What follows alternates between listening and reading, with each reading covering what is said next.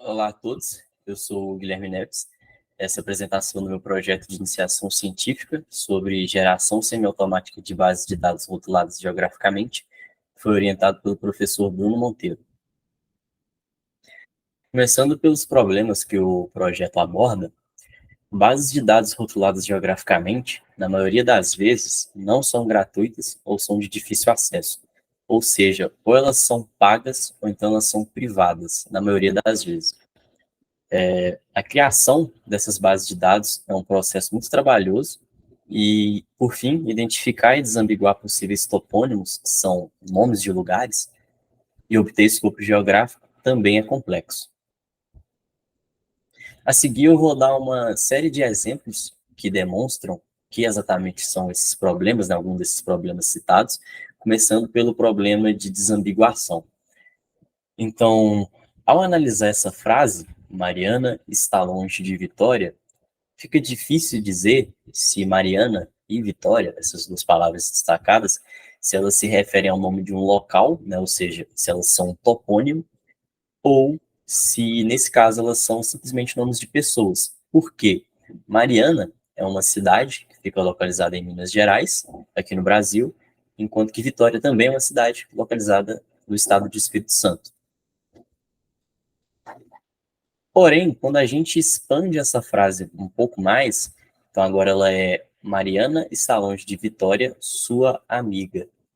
Fica claro, exclusivamente para nós humanos, de que nesse caso elas não são topônimos. Nesse caso elas são simplesmente nome de duas pessoas ali. Passando para o problema de referência, eu tenho 3 exemplos aqui. Começando pelo primeiro, ele diz o seguinte: está interditado o acesso a Governador Valadares. Governador Valadares pode ser tanto uma cidade, que fica localizada também em Minas Gerais, quanto uma rua. Né? Por exemplo, na cidade de Nova Era, que também fica em Minas Gerais, existe uma rua com esse nome.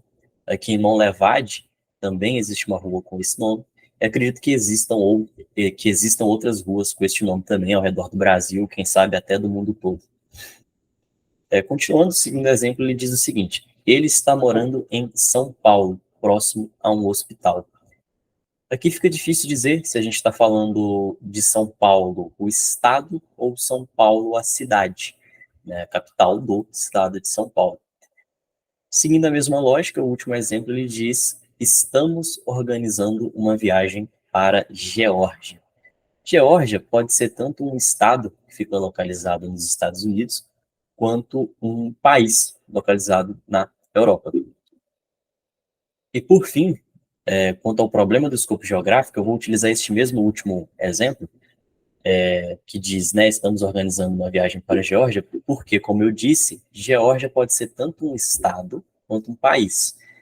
Se for um estado, então nós podemos dizer que o escopo geográfico dessa palavra, nesse contexto, é Estados Unidos, América do Norte. Enquanto que se for um país, então nós podemos concluir que o escopo geográfico é Europa. Então, os objetivos desse projeto, né, basicamente é construir uma plataforma intuitiva e totalmente gratuita que permita a geração de bases de dados rotuladas geograficamente de forma semi-automática, com contribuições voluntárias como principal motor, assim solucionando os problemas de desambiguação e referência, além de ajudar na obtenção do escopo geográfico. Então, eu gostaria de colocar uma ênfase no fato de que a plataforma ela é totalmente gratuita e de que, digamos que o principal objetivo dela é ajudar na obtenção de escopo geográfico. Passando para a metodologia que foi utilizada para isso, nós estamos extraindo textos de portais de notícia como o G1. Esses textos, eles então passam por um pré-processamento que visa obter possíveis topônimos presentes nesses textos. Esses textos, então, eles são armazenados no banco de dados e, finalmente, eles são disponibilizados para o usuário com estes possíveis topônimos que foram identificados, marcados pela cor roxa e sendo itens clicáveis, né, como indica aí a imagem na direita, né? Ou seja, o usuário ele pode selecionar, ele pode clicar em cada um destes itens. Quando o usuário faz isso, essa palavra, ela vem para essa imagem que está na esquerda, que é uma sidebar, que é a barra de contribuição, né, que é basicamente um formulário HTML que existem 3 perguntas.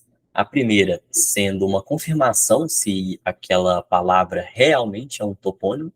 A segunda visa saber qual que é o tipo daquele topônimo, então, estado, um país, uma cidade. E a última pergunta é basicamente tentando obter o país, né? Qual a localização, né, daquele topônimo, daquela palavra. Se você analisar, essas 3 perguntas elas são análogas aos 3 problemas que eu exemplifiquei agora há pouco. Adicionalmente, o usuário ele pode identificar topônimos que não foram identificados durante o pré-processamento e responder essas 3 perguntas para esse topônimo também, normalmente. Então, na imagem do meio, quando o usuário ele responde, quando ele avalia uma dessas palavras marcadas, elas têm sua cor trocada para verde, indicando que elas já foram avaliadas. E quando todas as palavras estiverem verdes, né, ou seja, o usuário avaliou todas as palavras, ele pode então passar para a próxima notícia e, ao fazer isso, as respostas dele, né, ou seja, a contribuição dele, vai ser armazenada no banco de dados, que, por sua vez, pode ser feito download por qualquer pessoa. Então, os resultados obtidos, né, é basicamente um website simples e intuitivo, no qual usuários colaboram avaliando textos, gerando bases de dados georreferenciadas que qualquer pessoa, a qualquer momento, pode fazer o download gratuitamente e utilizar da maneira que desejar. Quanto ao uso do que foi obtido, como eu mencionei anteriormente, o principal objetivo dessa plataforma é ajudar na obtenção de escopo geográfico. E o escopo geográfico, por si só, ele tem diversos cenários de uso, né? Um deles, né, alguns deles são navegação GPS e mapas digitais, planejamento urbano, monitoramento de recursos naturais, previsão de desastres naturais, saúde pública, geolocalização, dentre muitos outros. Aqui nós temos um vislumbre, né, de como que ficou o website, que o website ele seguiu a metodologia Single Page Application, né, então como o próprio nome dá a entender, só existe uma página, né, facilitando ali o fluxo de uso do usuário. Na parte de cima a gente vê que existem 3 itens, né, o primeiro é uma seção de downloads, que basicamente os usuários podem fazer o download da base de dados no seu estado atual, né, a base de dados que foi gerada até o momento. Ao lado, a gente tem um tutorial que basicamente guia o usuário, né, em como utilizar o site, também ajuda ele a produzir respostas mais precisas. E, por fim, também ao lado, tem uma seção de sobre, que é basicamente dando alguns detalhes ali sobre o projeto. No meio ali, embaixo desse botão de sobre, nós temos ali a notícia, né, o texto da notícia em si sendo avaliado, né, tanto que existem ali algumas palavras que estão marcadas como verde, sinalizando que já foram avaliadas, enquanto que existem outras marcadas de roxo, ou seja, ainda não foram avaliadas. E logo na direita a gente tem ali a sidebar, né, que é a barrinha de contribuição, o formulário HTML, onde o usuário responde as 3 perguntas que eu expliquei anteriormente. Aqui nós temos uma visualização de como os dados estão sendo armazenados, né? Essas 2 imagens juntas representam um único item da base de dados, porque nós estamos armazenando várias informações acerca daquele texto, né? Então, URL, update, título, subtítulo, texto, NLP é um atributo que contém os possíveis topônimos que foram identificados no pré-processamento, e o principal é o atributo contribuições, que é o que está na imagem direita, né, à direita, que é ali que está guardado, ali que é armazenado as contribuições dos usuários, né, as respostas que eles deram. E por fim de curiosidade, esse atributo ele é uma lista de listas de tupla, né? Então isso permite que a gente tenha armazenado, né, que a gente armazene várias contribuições, várias respostas de vários usuários. Concluindo, o projeto representa uma possível solução para o problema de geração de bases de dados rotuladas geograficamente, demonstrando que plataformas do tipo podem resolver os problemas de ambiguidade de referência, ajudando na obtenção de escopo geográfico. Tudo por meio da colaboração voluntária dos usuários e de forma completamente gratuita.